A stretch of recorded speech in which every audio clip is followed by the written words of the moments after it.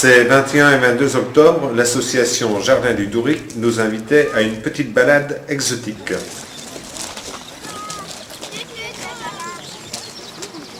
Le Jardin du Douric, j'ai démarré il y a à peu près 7 ans. Donc j'avais plus suffisamment de place dans mon jardin à l'Henri Boré là, pour mettre toutes mes plantes. Donc j'ai prospecté dans toute la région de Saint-Renan pour trouver un terrain, donc une vallée plus ou moins humide quand même, parce qu'il nous fallait absolument de l'eau. Et j'ai fini par découvrir ce terrain complètement en friche. Donc pendant 5-6 ans, je l'ai fait que pour moi, ce jardin. Donc j'avais jamais eu idée qu'un jour on pourrait l'ouvrir au public. Et puis au bout de 6-7 ans, le jardin quand même commençait à devenir assez chouette. Et puis bon, ayant visité pas mal de jardins un petit peu dans le monde entier, bon, on pouvait le faire visiter également et faire profiter un petit peu tout le monde, quoi, hein. Donc on a créé une association à statut loi de 1901 pour pouvoir ouvrir le jardin au public. Laissons-nous guider où les chemins nous mènent.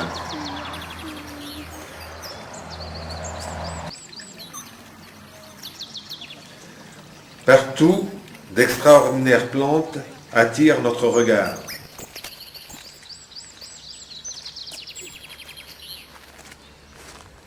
Laissons entrer odeurs et parfums dans nos narines.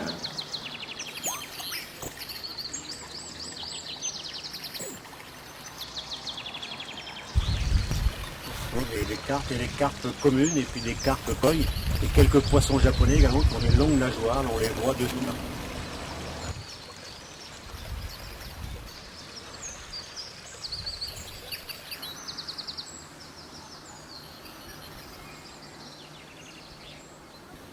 Laissons-nous à écouter les bruits de la nature, ruissellement de l'eau, pépillement des oiseaux.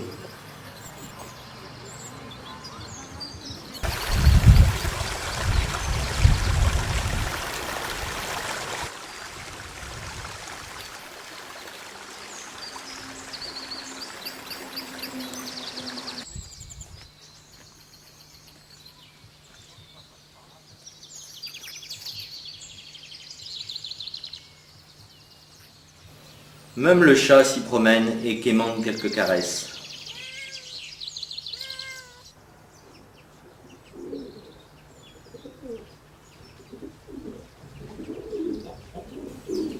Visite guidée par le maître des lieux. Bon, c'est un jardin à caractère exotique, on trouve beaucoup de palmiers, de bambous, de bananiers, comme vous avez derrière moi, là, des cordylines, des échiums, je sais pas, beaucoup de plantes exotiques qui demandent quand même pas trop de froid, quoi.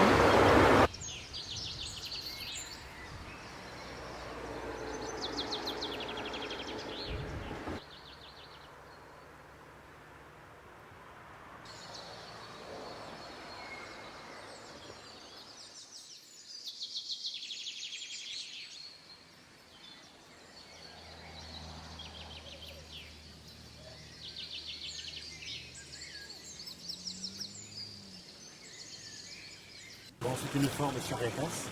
C'est un genre qui comprend à peu près 2000 espèces. La chariacas, c'est un arbusto très rustique, originaire des régions méditerranéennes. Il apprécie un emplacement ensoleillé et bien drainé. Il se ressème spontanément si l'endroit lui plaît. Euphorbe mellifera, c'est un arbuste persistant, originaire de l'île Madère. Ses fleurs printanières ont une odeur de miel. Moyennement rustique, c'est une plante impressionnante. Schorneria eucoides, c'est un genre qui comprend 10 espèces vivaces. Elle est originaire de l'extrême sud du Mexique. C'est la plus rustique des Beschorneria. C'est une plante très vigoureuse. Les inflorescences peuvent atteindre 1,80 m de hauteur, avec des fleurs pendantes de couleur vert pomme, avec des bractées roses vifs. Plante pour terrain sec et en plein soleil. Elle mériterait d'être certainement plus connue. Ph chilensis, qui est appelé aussi palmier à miel. Il est originaire du Chili. Il est en voie d'extinction dans son pays d'origine. Tout simplement parce qu'il fournit une sève sucrée qui, distillée, donne le vin de palme. Mais pour récupérer cette sève, il faut couper l'arbre au niveau du sol et c'est la raison pour laquelle il est devenu très rare. Un seul plant adulte peut fournir de 300 à 400 litres de ce précieux breuvage. Il est actuellement protégé dans son pays d'origine Et on en trouve depuis quelques années sur le marché français. Il est très résistant au froid, de l'ordre de moins 18 degrés. Le plus beau spécimen français se trouve à Morlaix au château de Kérosard. Il a une circonférence de 3,27 m et a entre 120 et 150 ans. Cet olivier originaire d'Espagne, via la Vendée, n'a pas moins de 3 siècles. On l'a dit, c'est pour la caméra cachée. Elle est même pas cachée, celle-là.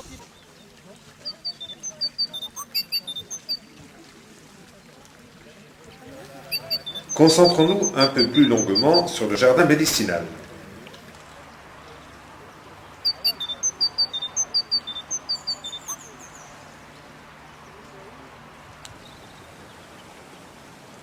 Visite guidée par Michel Auguin, spécialiste dans le domaine. L'absinthe est la plante bien connue de nos peintres qui l'utilisaient comme apéritif. Et l'excès d'absinthe peut mener jusqu'à la folie.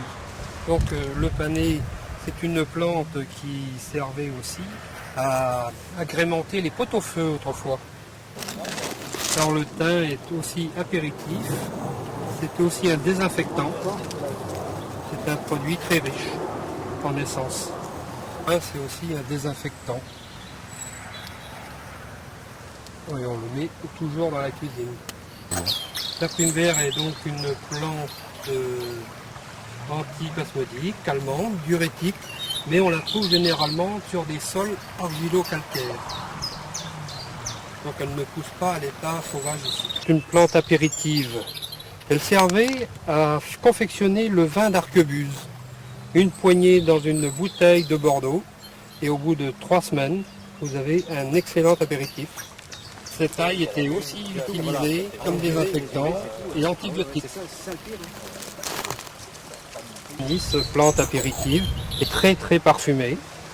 On peut mettre aussi dans les plats, surtout au niveau des graines. Les bourraches seront toujours recommandées pour tout ce qui est maladie des voies respiratoires.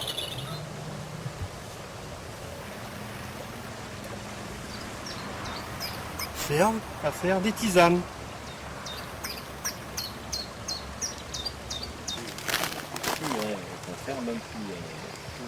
Le cassis est un tonique, un cordial, fortifiant et apéritif.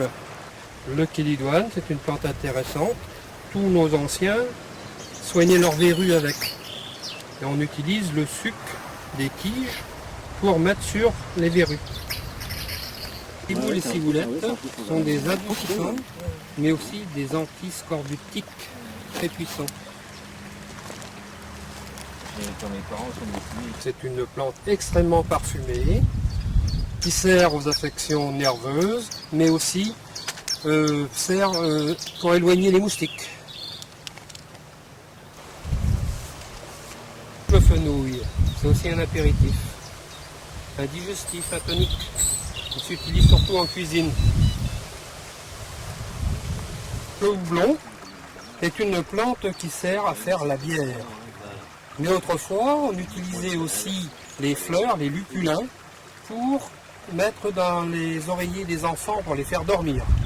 Le buis est une plante qui servait autrefois contre les rhumatismes, la calvitie. Elle a été introduite dans nos régions par les Romains. Mais il faut savoir que c'est aussi une plante suffisamment toxique pour tuer un chameau. Le sureau, c'est aussi une plante que les Romains ont introduite dans nos régions. Les ces baies sont très riches en vitamine C. Les fleurs sont utilisées pour provoquer la transpiration. Bon, le jardin est ouvert de début avril à fin octobre. Il est ouvert les samedis, dimanches et jours fériés au mois de avril, mai, juin, septembre, octobre. Et juillet-août, il est ouvert tous les jours de 14 h à 19 h.